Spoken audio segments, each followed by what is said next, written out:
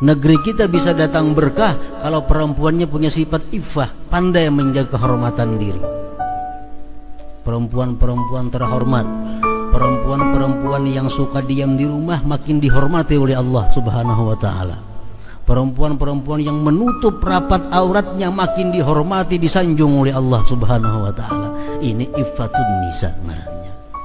Perempuan yang kurihing-kurihing itu yang kada punya iffah. Ujuk-ujuk di tengah jalan, kemarian, bisukan, kurihing-kurihing, rambut berhayabangan. Ini perempuan-perempuan yang tidak punya iffah, inilah yang menyebabkan negeri kita kering berkah. Kering berkah.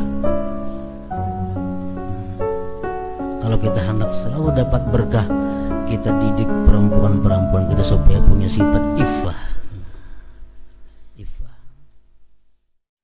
Kemudian lagi wafil a'ras, pada waktu pengantinan. Bisa pengantin Allah, pengantin datang ya hambur beres kuning, Allahumma sholli ala Muhammad, nah tatawaan. Nah, itu mengatakan sebagian ulama hukumnya adalah haram. Kenapa? Karena tidak menghormati dengan Rasulullah sallallahu alaihi wasallam. Baras dihambur, duit dihambur, berselawat pula.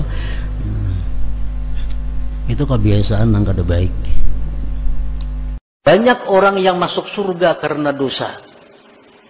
Banyak orang masuk neraka karena kebaikan. Masuk neraka karena kebaikan, dengan kebaikan itu dia merasa dirinya paling mulia. Dengan kebaikan dia merasa orang lain hina. Akhirnya kebaikan itu mengantar dia masuk neraka. Dia melakukan dosa, lalu dia merasa hina daripada orang lain.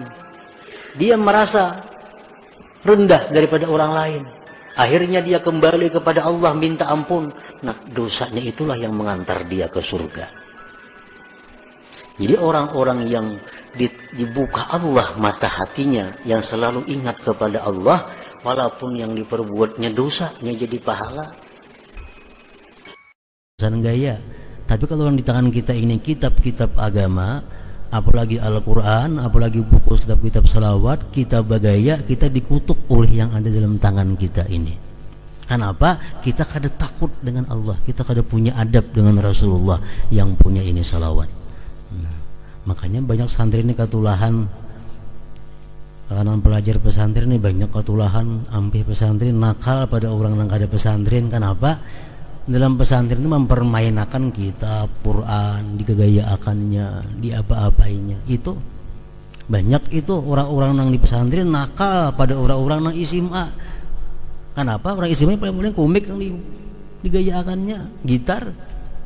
Namun di sini kitab Quran. Nah, itu akibatnya kada punya takut.